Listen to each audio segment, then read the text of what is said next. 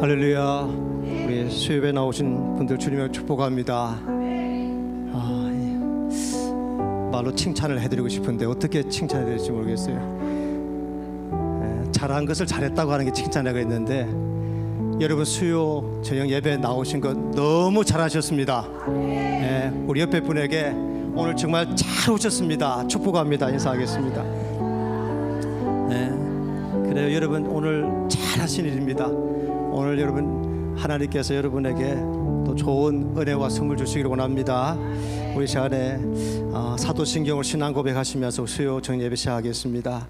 전능하사 천지를 만드신 하나님 아버지를 내가 믿사오며 그 외아들 우리 주 예수 그리스도를 믿사오니 이는 성령으로 잉태하사 동정녀 마리아에게 나시고 본디오 빌라도에게 고난을 받으사 십자가에 못 박혀 죽으시고 장사한 지 사흘 만에 죽은 자 가운데서 다시 살아나시며 하늘에 오르사 전능하신 하나님 우편에 앉아 계시다가 저리로서 산자와 죽은 자를 심판하러 오시리라.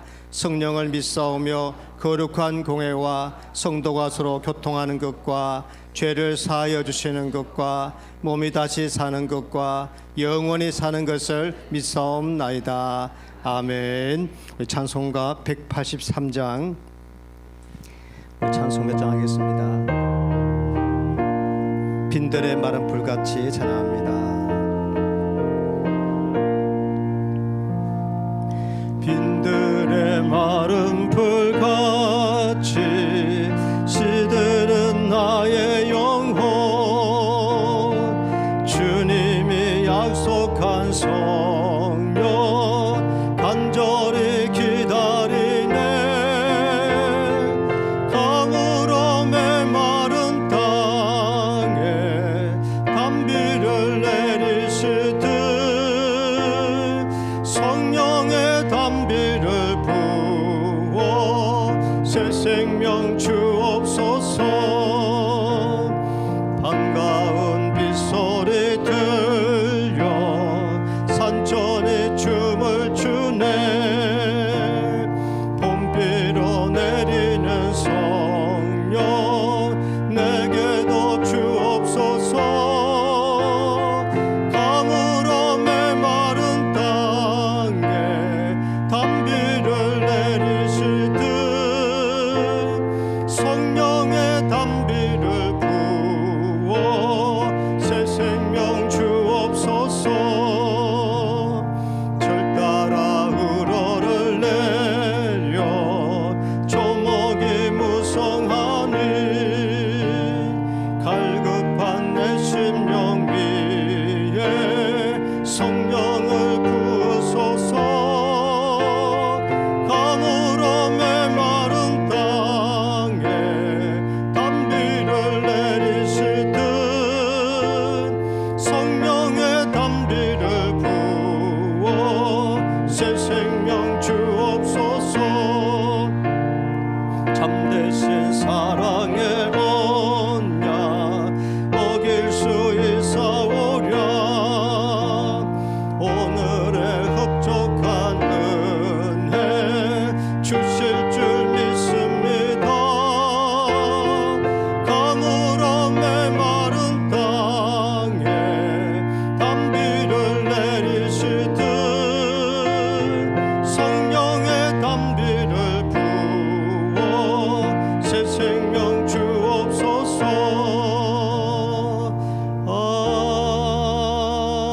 아멘.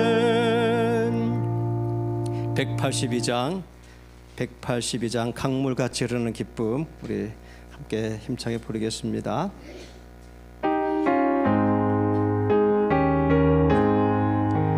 강물같이 흐르는 기쁨 성령 강림함이라.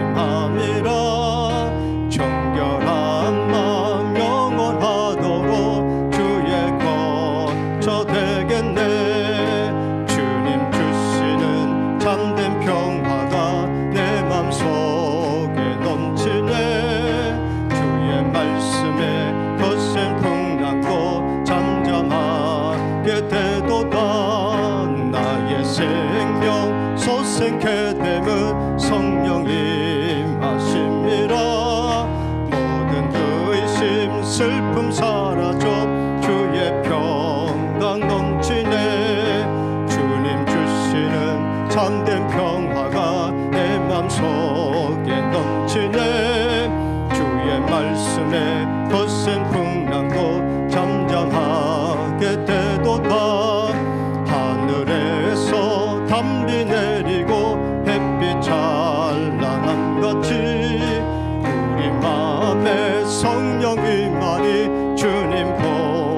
주님 주시는 참된 평화가 내 맘속에 넘치네. 주의 말씀에 거센 풍랑도 잠잠하게 되도다.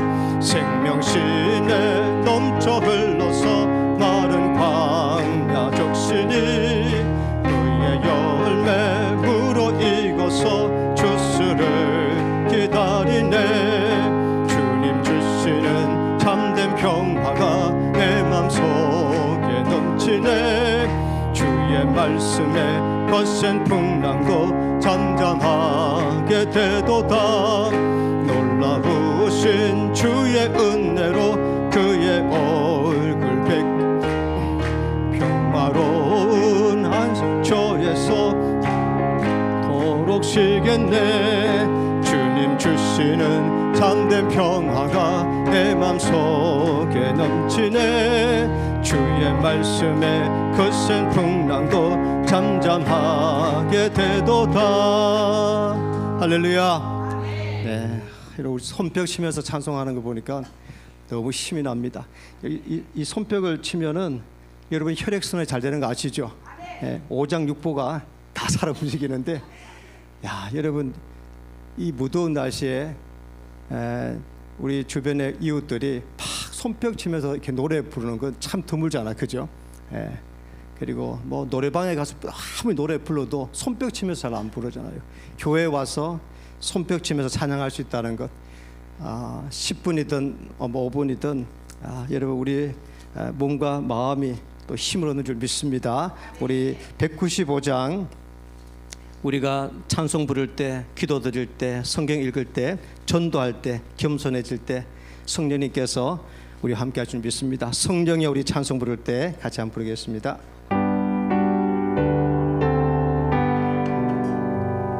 성령이여 우리 찬송 부를 때 진심으로 찬양하게 성령이여 우리 성령이여 우리 기도 드릴 때 우리 곁에 계셔 주 성령이여 우리 성령이여 우리 성경 읽을 때 그 속에서 빛을 보게 성령이여 우리 전도할 때에 성령이여 우리 전도할 때에 지혜로운 말씀 주시옵소서. 아멘.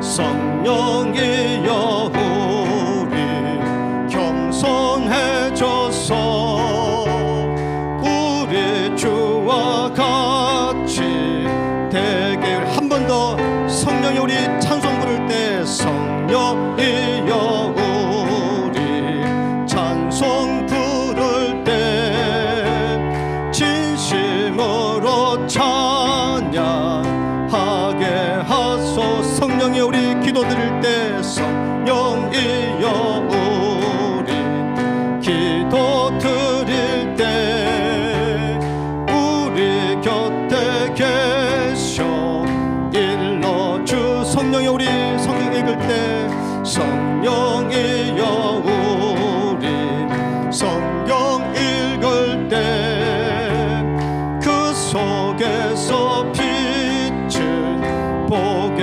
하소서.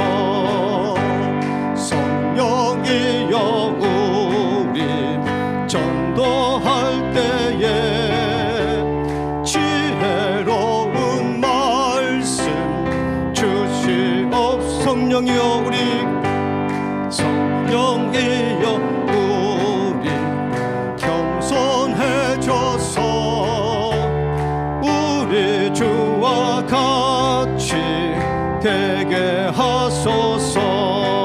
할렐루야. 아멘. 아멘.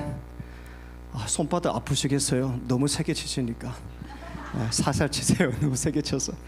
자, 오늘 우리 하나님 주신 말씀 마태복음 18장 한번 찾겠습니다. 마태복음 18장 18장 15절에서 17절입니다.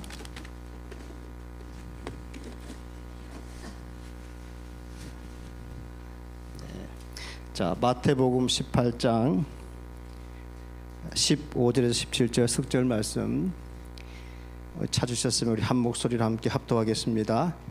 내 형제가 죄를 범하거든 가서 너와 그 사람과만 상대하여 공고하라. 말을 들으면 내가 내 형제를 얻을 것이요 만일 듣지 않거든 한두 사람을 데리고 가서 두세 증인의 입으로 말마다 확정하게 하라.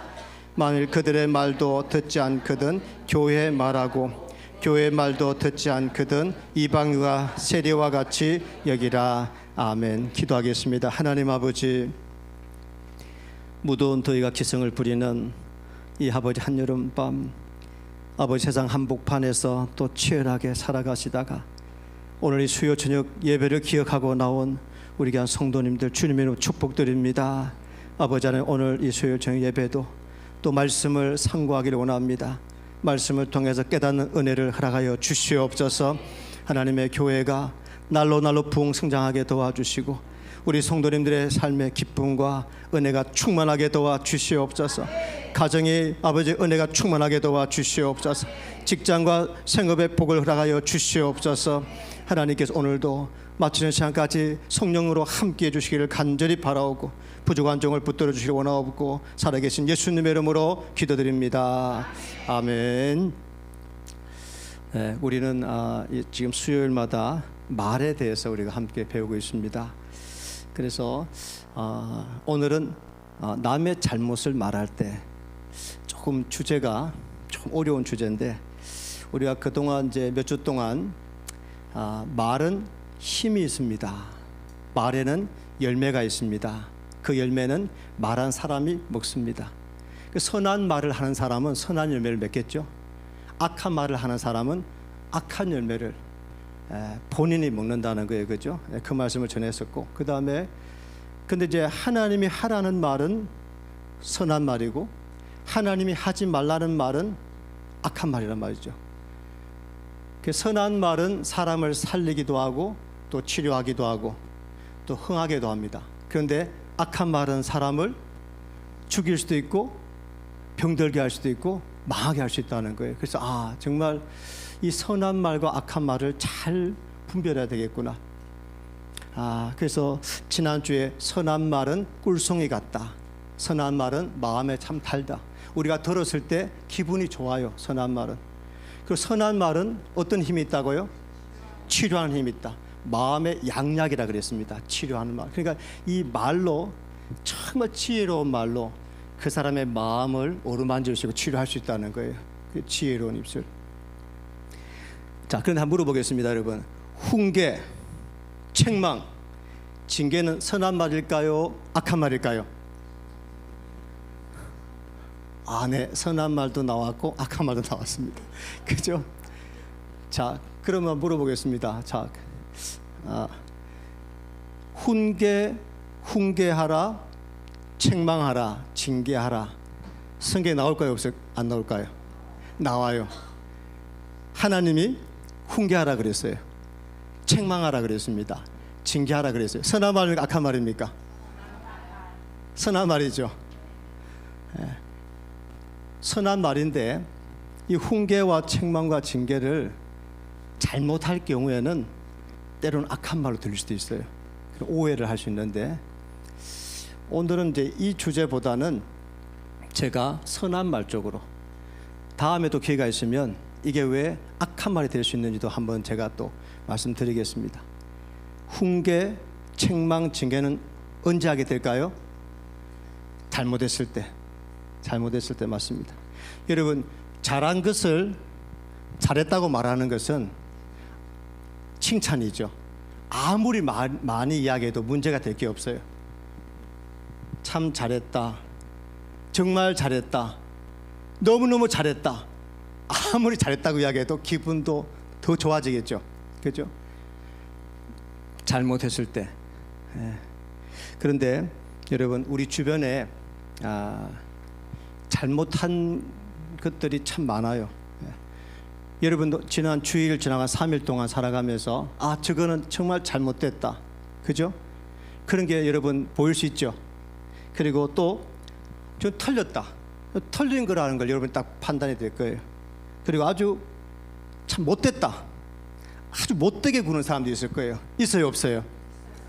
있습니다. 살다 보면 잘못하는 것이 보이고 참 못됐다는 사람도 있어요. 근데 나는 의로운 사람입니다, 그죠?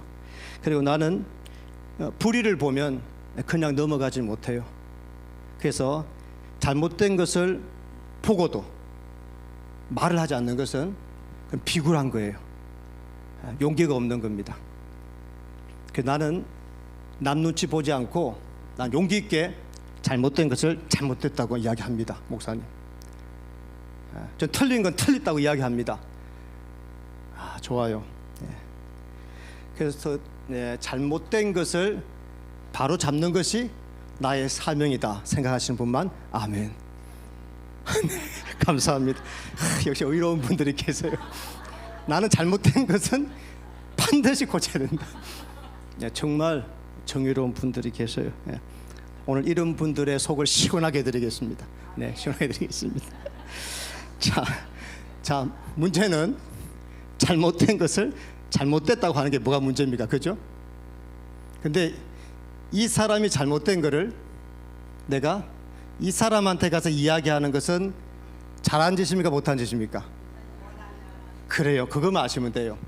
잘못된 걸 잘못됐다고 말하는 것은 문제가 아닌데, 잘못된 것을 이 사람한테 가서 저 인간이 이렇게 했다고 이야기하는 것은 이게 잘못된 거예요.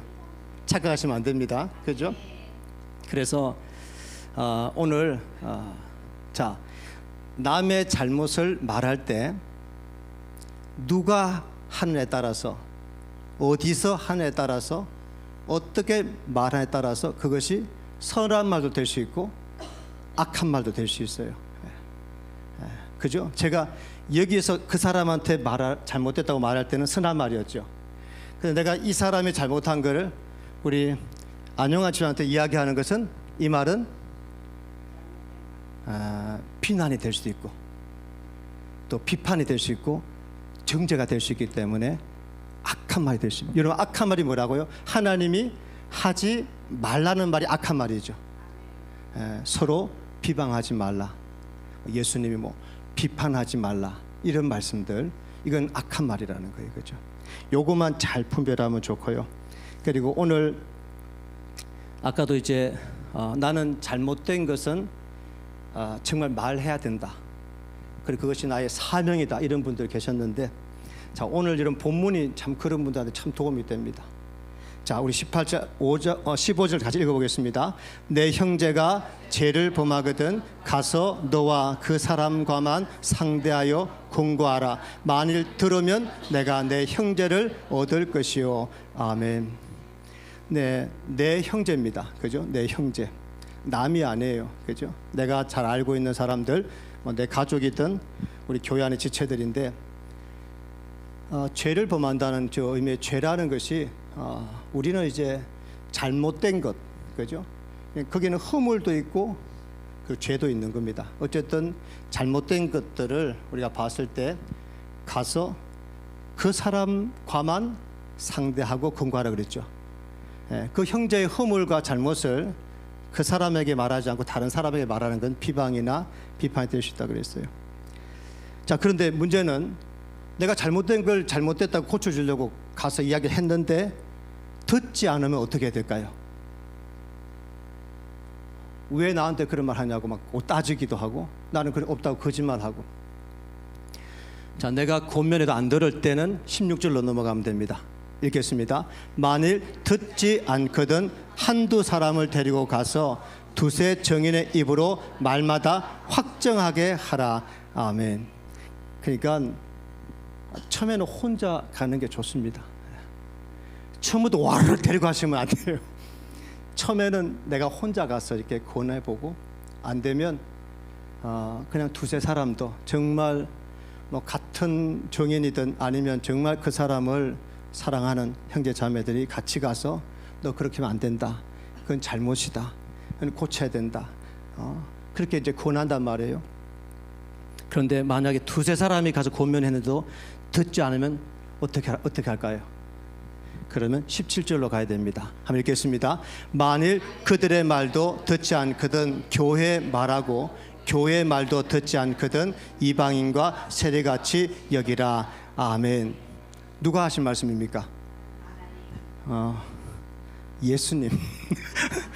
예수님 하나님이시죠? 맞습니다. 예수 하나님이 말씀하셨어요. 네. 자, 예수님 말씀하셨는데 이 교회 말하라는 말은 교회 지도자들. 그럼 결국은 이제 교회 안에 형제들 가운데 허물이나 죄가 보이면, 그죠? 그 본 사람이 가장 먼저 첫 번째 목격한 사람이 가서 권하고, 듣지 않으면 두세 사람이 아니면 구역 식구들이 세 가족들이 같이 가서 권하고, 그래도 듣지 않으면 누구한테 말하라고요? 교회 지도자들. 교회 지도자들, 목사님, 그죠? 또 어떤 교회는 또 장로님이 계실 거고. 교회 지도자에게 말하면, 목사님, 장로님들은 교회 안에 문제가 생기면 일단 같이 모여요. 저도 당회를 소집합니다. 장로님들 이렇게 소집해서 장로님 이런 일이 들렸는데 어떻게 하면 좋겠냐 물어봐요. 일단요, 장로님들한테. 장로님의 인생을 많이 살았기 때문에 그런 문제가 생겼을 때 얼마나 많이 경험했겠습니까? 그럼 어떻게 하면 좋겠습니까? 상의를 하는 거죠. 그러면 장로님이 교회 대표로 가서 이야기를 한다든지 공고를 해요. 그리고 또 목사님이 딱 판단했을 때 이건 큰 문제가 아니에요. 그러면 저는 그렇게 했습니다. 장로님들, 이건 큰 문제가 아니니까 이거는 그냥 덮어주고 가십시다. 시간이 지나면 해결될 겁니다. 그래서 항상 이제 그렇게 이야기했던 것 같아요. 교회에서 문제가 생길 때, 큰 문제가 생기면 작게 만들고, 작은 문제가 생기면 더 작게 만들어서 없는 것처럼 지나가는 것, 그렇게 해야 되겠더라고요. 여러분, 가정에도 그렇고 교회도 그렇고 마찬가지입니다. 여러분, 항상 보면요, 큰 문제가 아니에요. 작은 문제인데 이 작은 문제를 잘 해결하지 못해서 이게 점점 커지더라고요. 특별히 말입니다. 말은 여기에서 여기로 옮겨가잖아요. 이게 말이 옮겨가면 특징이 두 가지예요. 하나는 말을 빼거나 더하거나, 빼는 것도 문제지만 말이 더해져 갈 때 이 문제는 점점 커지는 거예요. 여러분, 큰 문제가 생겼을 때 어떻게 하라고요? 작게 만들고, 작은 문제가 생겼을 때는요, 없는 것처럼, 야, 그건 아무것도 아니라고, 그게 뭐 큰 문제냐고, 호들갑을 떠냐고 막 그렇게 이야기하면서. 여러분, 그래서 여러분, 사탄은요 항상 이 작은 문제 있죠, 이 작은 문제를 자꾸만 부풀려서 크게 해서 나중에는 큰 문제로 만들어서 많은 어려움을 겪게 하는 걸 저는 경험했습니다. 얼마나 많이 바뀌었습니까, 여러분? 어릴 때부터 교회에서 태어나서 교회에서 자라가지고 지금까지 많은 교회들을 다니면서 이렇게 경험해 본 결과, 그래, 교회 안에서 큰 문제가 정말 일어날 수 있죠. 김 집사님이 어제 사람을 죽였다, 살인죄를 지었다, 이런 문제는 제가 잘 듣지 못했습니다. 장로님이 교회 돈을 다 데리고 도망갔다, 이런 일도 정말 거기 드물어요. 그죠? 막 큰 문제죠. 그러나 자잘한 문제들이 언제든 많이 있습니다. 그래서 우리가 사람인 이상은 누구나 허물이 있어 실수할 수 있죠. 가정에서도 마찬가지죠. 가정에서 자녀들이, 부모님이, 형제들이 뭔가 잘못했을 때 어떻게 해야 될까요? 가족들이 서로 그저 허물을 감싸줘야 되잖아요. 덮어줘야 되잖아요. 그죠? 뭐 교회도 마찬가지입니다. 교회는 더 큰 가족 공동체잖아요, 주님 안에서. 그래서 잘못된 것, 여기 허물도 포함되고 죄도 포함돼 드러나면 1단계는 어떻게 하라고요? 그 사람과만 상대하여 권고하라. 2단계는요, 두세 사람이 가서 다시 권하고, 그렇지 않으면 3단계는요, 교회 지도자에게 말하고, 교회 말도 듣지 않으면 이방인과 세리같이 여기라. 이렇게 되어 있는, 여기 이제 더 심한 출교입니다. 근데 뭐 출교까지는 교회들이 많이 가진 않죠. 만약에 2단에 빠져서 자꾸만 교회 안에 사람들 만나면서 그 2단으로 끌고 가는 사람이 있다. 이런 사람이 있으면 이제 교회 지도자에 말하면 당장 불러서 금해야죠. 권하는데 말 듣지 않으면 나가라. 그죠? 쫓아내야 되는 겁니다. 그런 경우는 드물지만 이럴 때도 있다는 거예요. 그죠? 출교하라.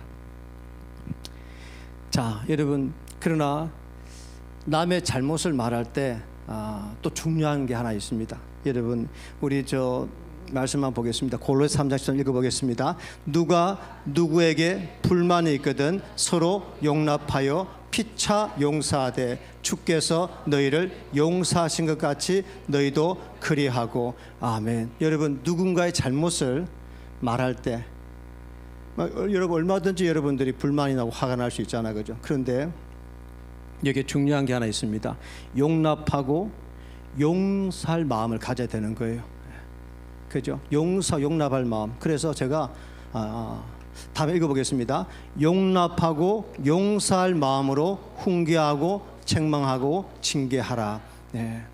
이것은 목회자에게나 우리 성도님들 다 있어야 될 것 같아요. 예. 잘못을 이야기했을 때 내가 정말 잘못했다. 그럴 때는 얼마든지 용납할 수 있잖아요. 그죠? 용납하고 용서할 마음으로 훈계하고 책망하고 징계하라. 예. 저도 목회하면서 이제 어느 교회 딱 갔는데 그 집사님이 수요일 날 예배에 나오시는데 얼굴이 뻘겋게 이렇게 이제 한잔 하시고 이제 와서 예배 드리시고, 주일 날은 절대 술을 안 드시는데 이분은 술만 안 잡수시면 정말 좋은 분이셔요. 남자 같고 화끈하고. 술만 드시면 항상 그 자리에는 다툼이 싸움이 벌어지는 겁니다.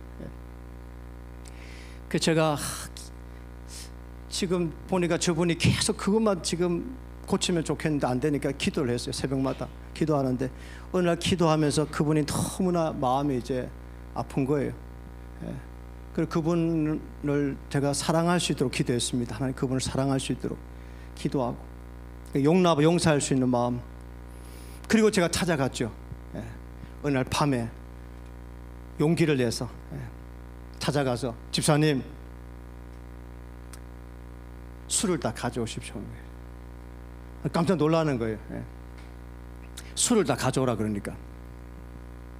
이분이 보니까 냉장고 안에 소주가 있잖아요. 이분은 이 소주병이 아니고 그 1리터짜리 있잖아요. 큰 거. 그걸 가지고 마시는 분입니다. 1리터. 제가 말씀드렸어요. 집사님, 제가 처음 여기 왔을 때 집사님이 성경책 하나 사가지고 와서 목사님 참 이 말씀으로 양떼들을 잘 먹여달라고 딱 부임하는 그날 찾아오셨거든요. 그리고 얼마나 저한테 잘해준지 몰라요. 왜냐면 그 아드님이 목사님이신데 저랑 나이가 동갑이에요. 그러니까 아들처럼 생각하시는 거예요. 그래서 집사님은 다 좋은데 술만 끊으면 좋겠다. 제가 정말 집사님 사랑하는 마음으로 권면합니다. 술을 끊으면 좋겠습니다. 그러니까 약간 표정이 좀 이렇게 안 좋아지시더라고요. 술을 다 끊으라고. 너무나 그 즐기시는데 그 술 친구들이 얼마나 많은지 모릅니다. 그러니까 술을 다 내가 달라 그랬거든요. 그러니까 제가 버리겠습니다. 그랬어요. 와, 용기를 냈죠. 그러니까 그 집사님이 눈을 감는 거예요. 아니, 술을 가져오라 그러니까 눈을 감는 거예요. 눈을 감고 있다 눈을 딱 뜨더니만은, 목사님,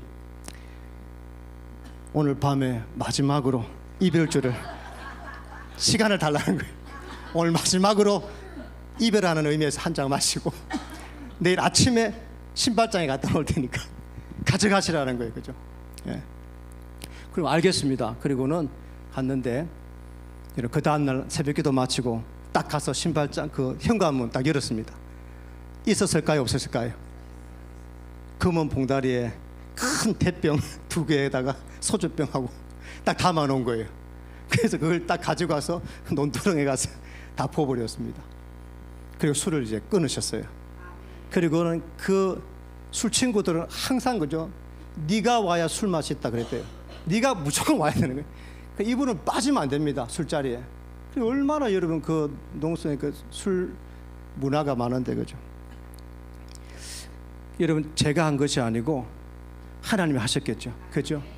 여러분, 정말 형제의 어떤 허물이 보이거나 죄가 드러나면 그냥 여러분들이 바로 가는 것보다는 충분히 기도하고 용납하고 용서하는 마음을 가지고 가서 뭐 훈계를 하시든 책망을 하시든 징계를 하실 수 있다는 겁니다. 여러분, 그래서 그 다음 구절 읽어보겠습니다. 허물을 덮어주는 자는 사랑을 구하는 자요, 그것을 거듭 말하는 자는 친한 벗을 이간하는 자니라. 아멘. 그래요. 웬만한 것들은 그냥 넘어갈 만한 그런 실수도 많습니다. 그냥 자꾸 그 허물을 덜쳐내게 되면 친한 벗을 이간한, 여러분, 이 사탄은요 이간질을 하는 거잖아요, 그죠? 사이의 관계를 깨트리려고 하는 게 사탄의 전략이기 때문에 우리가 명심해야 되고, 그래서 성경 보면 이런 말씀 많습니다. 읽어보겠습니다. 너희는 스스로 조심하라. 만일 내 형제가 죄를 범하거든 경고하고 회개하거든 용서하라. 만일 하루에 7번이라도 내게 죄를 짓고 7번 내게 돌아와 내가 회개하노라 하거든 너는 용서하라 하시더라. 아멘. 누가 하신 말씀이죠? 예수님이 하신 말씀이죠. 예. 참 여러분, 그런 사람이 있다는 거예요. 내가 분명히 지난번 이야기했는데 또 같은 일을 반복하는 거예요. 여러분, 그런 사람 있죠? 아니, 남편들 분에 그런 분 없어요? 지난번에 이야기했잖아 당신한테. 아니, 당신 정신 안 차릴 거야. 지난번에 분명히 이야기했는데. 그러면서 부부간에 서로 이야기할 수도 있잖아요. 근데 어떻게 하라고요? 용서하라. 언제까지요? 죽을 때까지. 이 마누라가 죽을 때까지, 이 남편이 죽을 때까지 용서하라. 같이 살아라는 거예요. 예수님의 이 너그러운 마음 여러분이 있기를 원합니다. 저와 여러분에게도 사랑 가족들, 식구들, 교회 지체들 중에 분명히 내가 지금 이야기했는데 또 그 짓을 했단 말이죠. 그럴 때 아이고 내가 미안하다 그러면 한 번 또 들어주고 요 받아주라는 겁니다. 예. 여러분, 누군가를 여러분 사실 훈계하고 책망 징계하는 것은 여러분 쉬울까요, 어려울까요? 예, 어렵습니다. 예. 목회자도 어려워요. 그래서 목사님들이 그 막 훈계 책망을 잘못 해버리면요, 그 다음 주를 안 보일 수가 있어요. 그러니까 여러분, 교회가 한두 개만 있으면 좋은데 교회가 너무 많다 보니까 딱 목사님이 자기한테 딱 잘못을 딱 지적했다, 너무 자존심 상해가지고 딴 교회 가버릴 수 있다는 거예요. 그러니까 목사님들이 웬만하면 허물은 괜찮은데 죄인데도 불구하고 그냥 덮어간다. 그래, 문제는 죄는 여러분 반드시 드러나게 돼 있습니다. 그 죄는 어떤 방법으로 그 교회에 다시 또 일어날 수 있기 때문에 허물은 그냥 덮어주고 가지만 죄는 반드시 깨닫게 하고 회개해야만이 그 사람도 살고 교회도 평안할 줄 믿습니다. 그래서 남의 잘못을 말할 때 오늘 한 가지 원리만 제가 중요한 원리를 말씀드리고 마무리할 텐데, 자, 남의 잘못을 말할 때 어떤 경우는 선한 말이 되고 어떤 악한 말이 되는데, 제가 선한 말 쪽으로 오늘 이야기한다 그랬죠. 자, 여러분들이 누군가의 잘못을 훈계하고 또 책망하고 징계할 때 내가 그 사람을 교육하도록 역할을 맡았는가, 그걸 한번 생각해 보시면 좋겠습니다. 내가 이 사람을 교육하도록 역할을 맡았는가. 하나님께서, 자, 제가 보여드릴게요. 하나님께서 잘못한 것을 잘못했다고 말해야 할 역할을 맡긴 사람들이 있다는 거예요, 1차적으로요. 근데 이분들이 해주는 게 제일 좋습니다. 이분들이 해줄 때 이게 선한 말이 될 수 있는 거예요. 자, 첫 번째는 양육자입니다. 그러니까 여러분, 나를 양육하도록 맡은 분이 있다는 거예요. 가장 대표적인 분이 누굴까요? 부모입니다. 이 자식이죠. 그래서 성경은요, 부모들에게 이렇게 말씀합니다. 자, 첫 번째는 양육자는 훈계하고 책망하고 징계할 때 선한 말로 다 받아들여야 돼요. 자, 부모님 말씀 읽어보겠습니다. 매를 아끼는 자는 그의 자식을 미워함이라. 자식을 사랑하는 자는 건실히 징계하느니라. 아멘. 예, 남이 아닌 부모님이 자녀들을 훈계하고 그리고 책망 징계해야 되는 거죠. 자, 내 아이가 잘못했는데 내가 혼을 내고 있는데 옆집에 사람이 지나가다가 들었어요. 그리고는 그 옆집 사람이 내 아이를 똑같이 막 훈계하는 거예요. 나쁜 놈아, 어떻게 그럴 수 있냐고. 네가 막 그런 막 책망하면 그 부모님이 기분이 좋을까요, 나쁠까요? 자기도 책망해놓고 옆 사람이 도와주잖아요. 힘이 나야 되는데 왜 기분 나쁠까요? 옆집 사람은 내 자식을 훈계하고 책망하고 징계할 역할을 맡지 않은 겁니다. 그러니까 내가 해야 될 일을 다른 사람이 할 때 기분 나쁠 수 있어요. 내 자식이기 때문에. 그렇죠? 그래서 1차적으로 그런 거 마찬가지입니다. 여러분, 그래서 지금은요, 우리 자녀들이 학교에 가서 선생님한테 혼날 수 있잖아요. 선생님도 어떻게 보면 학교에서는 선생님도 지도자 될 수 있고 양육자 될 수 있는데, 예전에는 내 아이들이 학교에 가서 혼나고 오면, 울면서 오면, 너 왜 우냐? 오늘 선생님한테 혼났어요. 아이고 이놈아, 우리 선생님이 잘 혼냈다 그러면서 아이를 혼내요. 근데 만약에 여러분 자녀들이 학교에 가서 혼나고 왔다, 울면서 왔다, 어떻게 될까요? 난리 납니다. 당장 교육청으로 전화해서 우리 아이가 이런 일로 인해서 선생님 혼나고 왔는데 이거 어떻게 됐냐고, 이건 아동학대가 아니냐고 그러면서 따질 수 있어요. 야, 이제는 학교 선생님들도요 참 힘들어요. 아이들 매를 댄다, 이건 있을 수 없는 일입니다. 그래서 부모가 자녀를 훈계하고 책망하고 징계하는 것은 하나님이 전혀 책임 묻지 않는다.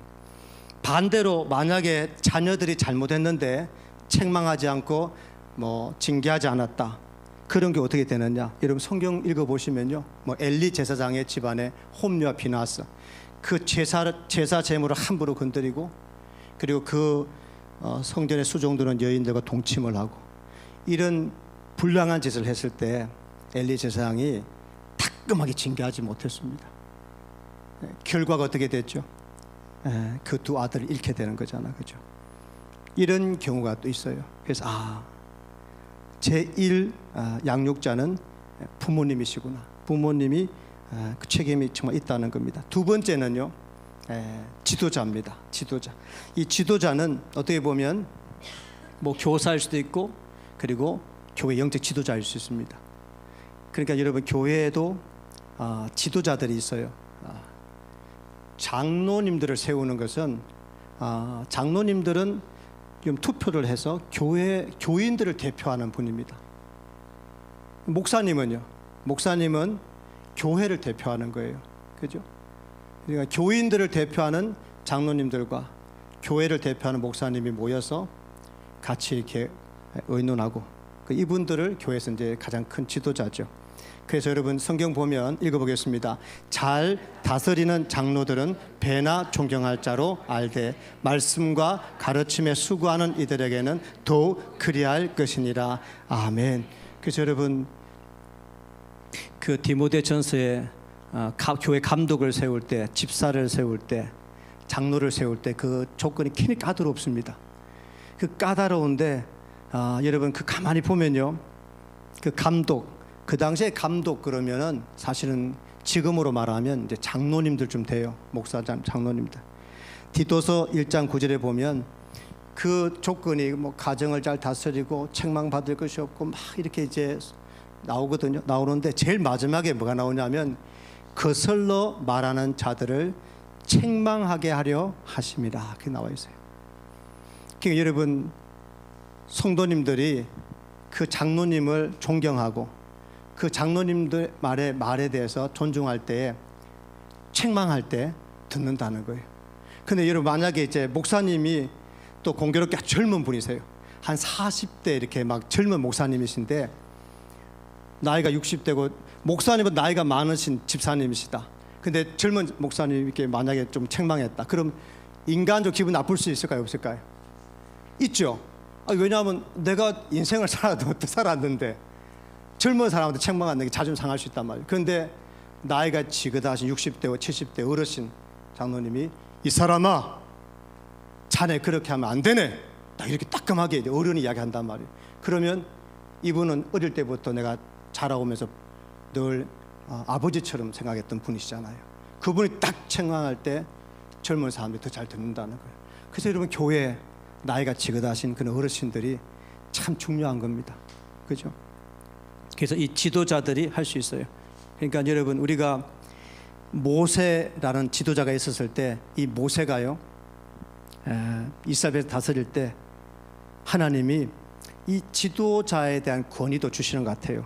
민수기에 보면 이 모세가 그 구스 아프리카 여인을 이제 아내로 맞이했을 때 사실은 이제 그 형님인 아론과 누이인 미디암이 찾아왔잖아요. 찾아와서 잘못됐다고 말했습니다. 당신이 구스인을 취한 건 잘못됐다. 그래서 찾아와 잘못됐다고 말하는 좋은데 성경을 가만히 보면 이분들이 비방을 했다고 되어 있어요. 비방. 잠깐만 성경 한번 볼까요? 네, 한번 읽어보겠습니다. 너희가 어찌하여 내 종 모세를 비방하기를 두려워하지 아니하느냐. 아멘. 하나님이 잘못된 걸 잘못됐다고 미디암이 그렇게 이야기했는데 나병이 걸렸단 말이에요. 그런데 비방이라는 것은 여러분 사람들 앞에서 하는 겁니다. 누군가 앞에서. 아무리 여러분 동생이지만 남동생이지만 그러나 모세는 백성들의 지도자잖아요. 이 지도자는 어떻게 보면 하나님이 세우신 종이기 때문에 어떻게 보면은 비방은 그 악한 말입니다. 하나님이 잘못됐다고 말하잖아, 그죠?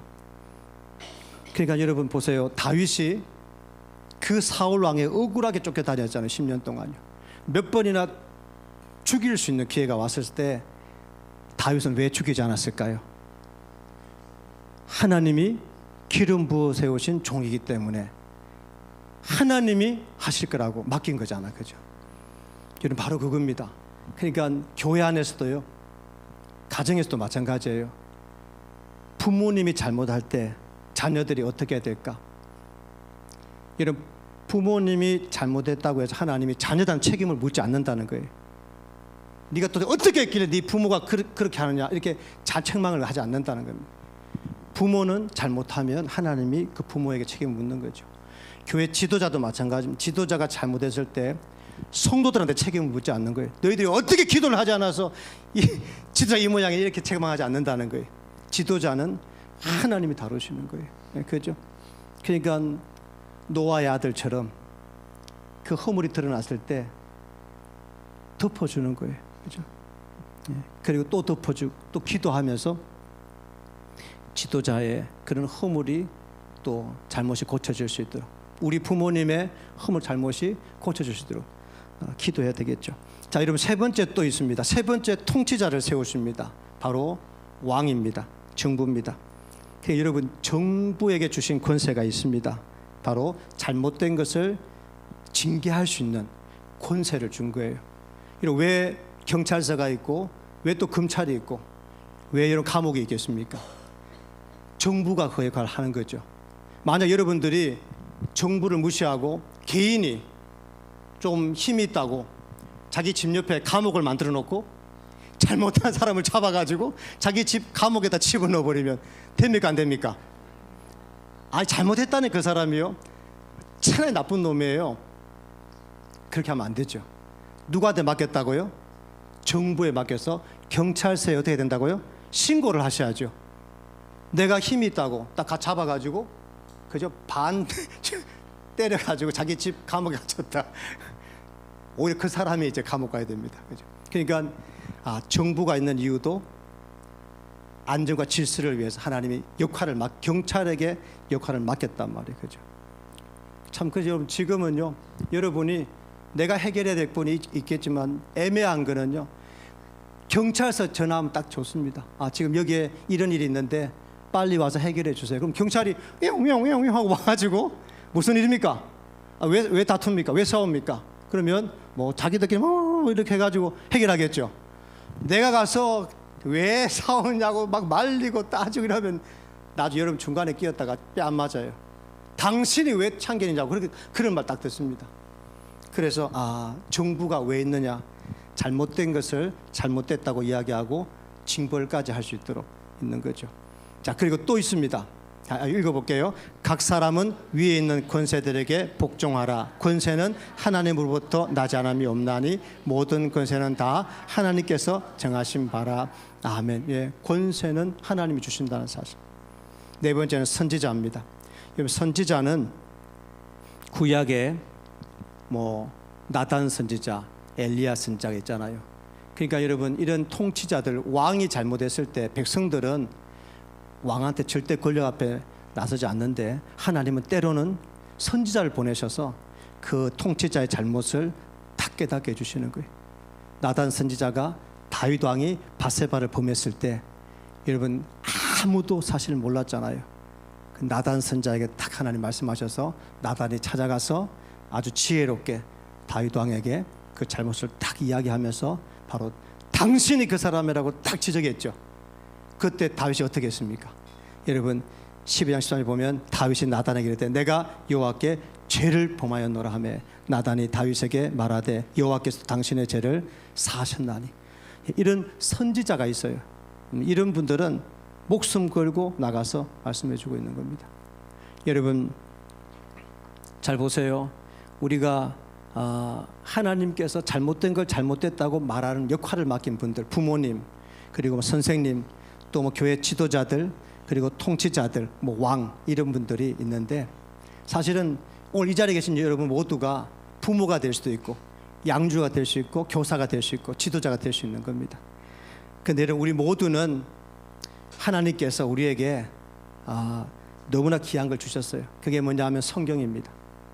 성경은 양육자든 통치자든 지도자든 왕이든 상관없이 말씀을 주셔서 통해서 훈계해 주시고 책망하시고 징계하신다는 거예요. 여러분 한번 읽어볼까요? 모든 성경은 하나님의 감동으로 된 것으로 교훈과 책망과 바르게 함과 의로 교육하기에 유익하니 이는 하나님의 사람으로 온전하게 하며 모든 선한 일을 행할 능력을 갖추게 하려 함이라. 아멘. 그래서 우리가 성경을 읽으면서 그게 교훈을 얻고 때로는 내가 책망을 받고 내가 스스로 고치고 올바르게 행할 수 있도록 지도해 주시는 겁니다. 그래서 여러분 우리가 매일 읽어야 되겠죠. 그러면 우리 죄를 깨닫게 해주시고 우리 죄를 자백하면 어떻게 하신다고요? 미쁘시고 의로우사 우리 죄를 사하여 주시고 우리를 모든 불의에서 깨끗하게 하실 것이요. 아멘. 그래서 여러분 신명기에 보면 왕이 되면 항상 옆에 두고 읽어야 될 책이 무슨 책이라고요? 평생에 자기 옆에 두고 읽고 그의 하나님 여호와를 경외하기를 배우며 이 율법의 모든 말과 이 교리를 지켜 행할 것이 아니냐. 여러분 우리 모든 부모님들이 항상 매일 곁에 두고 읽기를 바랍니다. 그리고 그래서 우리 자녀들을 바르게 훈계하고 교육하고 하면 좋아요. 여러분 내가 어떻게 할 수 없는 사람, 또 내 말을 듣지 않는 사람 누구한테 맡게 될까요? 하나님께 이제 맡게 되는 거죠. 안 되는 사람. 그래서 여러분 나 같은 죄인 살리신 존 뉴턴이라는 분이요 이렇게 말했습니다. 하나님이 주신 징계는 은혜로우시고 지혜가 많으신 의사가 처방한 약과 같다. 그분의 약의 무게와 비율은 알맞게 조절하신다. 여러분 허물과 그 죄가 드러나고 말을 해도 안 되고 참 답답하고 그렇잖아요. 그런데 하나님 앞에 그분을 올려드리면서 기도해 보십시오. 하나님께서 은혜롭게 잘 처방하셔서 그 사람에게 징계를 하시는데 그까지도 하나님께 우리가 맡게 될 줄 믿습니다. 여러분 그래서 서로 교회 안에서 성도들끼리 정말 서로 이제 불만이 있을 수 있고 허물이 보일 수 있잖아요. 그래도 우리는 서로 친절해야 됩니다. 친절하게 대하고 불쌍히 여기고 서로 용서하기를 하나님이 그리스도 안에서 너희를 용서하신 같이 용서하는 거예요. 그 사람이 교회를 떠나버리면 뭐 용서하고 싶어도 용서도 안 되겠죠. 같이 함께 있는 동안. 그리고 때로는요, 차라리 못 고칠 것 같으면 그냥 용서하고 위로할 것이니, 그가 너무 많은 근심에 잘릴까 두려워.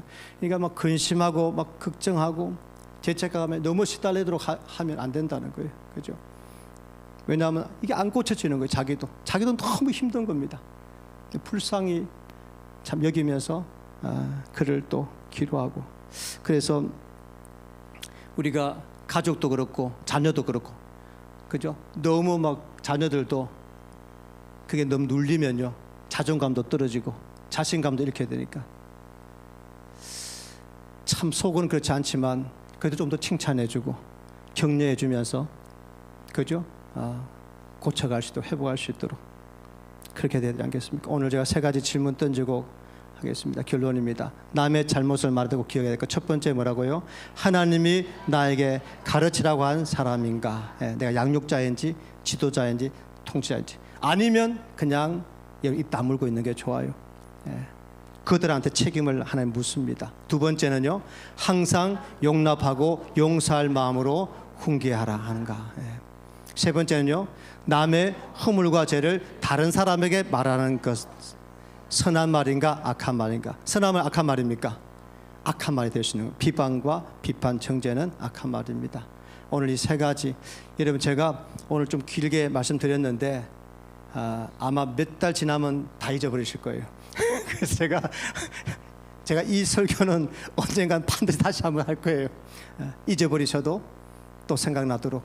여러분 오늘 이 시간에 우리 한번 같이 기도하겠습니다. 하나님 아버지, 남의 잘못을 말할 때 어떻게 말해야 될지 다시 한 말씀을 깨닫게 해주시니 감사합니다. 남의 허물을 덮어주지 못하고 다른 사람에게 말하는 것은, 아버지 하나님, 그것은 악한 말이라고 했습니다. 비방, 비판, 정죄했던 것을 용서하여 주시옵소서. 나에게 가르치라고 역할을 맡긴 사람들은 내가 책임지고 훈계하고 책망하고 징계하게 도와 주시옵소서. 앞으로 하나님 아버지, 나에게 또르는 아버지 잘못한 사람이 있다면 정말 용서하는 마음으로, 용납하는 마음으로 권면할 수 있게 도와주시고 사랑으로 또 그 허물을 덮어줄 수 있도록 도와주시옵소서. 간절히 바라오고 살아계신 예수님의 이름으로 기도드립니다. 아멘. 아멘. 우리 찬송간장 부르고 또 기도하겠습니다. 252장 나의 죄를 씻기는, 우리 손뼉 치면서 같이 찬양하겠습니다. 나의 죄를 씻기는 예수의 피밖에 없네. 다시 정케하기도 예수의 피밖에 없네. 예수의 흘린 피 날 희게 하오니 귀하고 귀하다. 예수의 피밖에 나를 정케하기는, 나를 정케하기는 예수의 피밖에 없네. 사죄하는 증거도 예수의 피밖에 없네. 예수의 흘린 피 날 희게 하오니 귀하고 귀하다. 예수의 피 나의 재속하기는, 나의 재속하기는 예수의 피밖에 없네. 나는 공로 없으니 예수의 피밖에 없네. 예수의 흘린 피 날 희게 하오니 귀하고 귀하다. 예수의 피 평안함과 소망은, 평안함과 소망은 예수의 피밖에 없네. 나의 의는 이것뿐 예수의 피밖에 없네. 예수의 흘린 피 날 희게 하오니 귀하고 귀하다. 예수의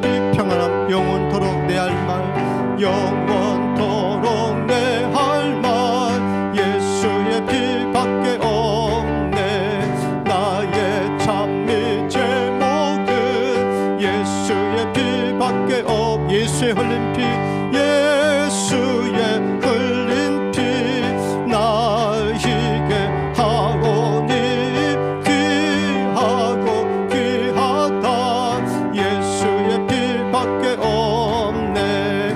할렐루야. 우리 주의 시간 세 번 주여 간절히 부르짖고 오늘 말씀을 기억하시면서 하나님, 내가 정말 가르치도록 역할을 맡긴 사람들, 하나님 정말 사랑과 용납하는 마음으로 하나님 그들을 바르게 아버지 훈계하게 도와주시고 책망하게 도와주시고 또 징계함으로 말미암아 하나님의 긍휼과 사랑이 부어질 수 있도록 하나님, 혹시나 내가 말로 아버지 비방하거나 비난하거나 비판했다면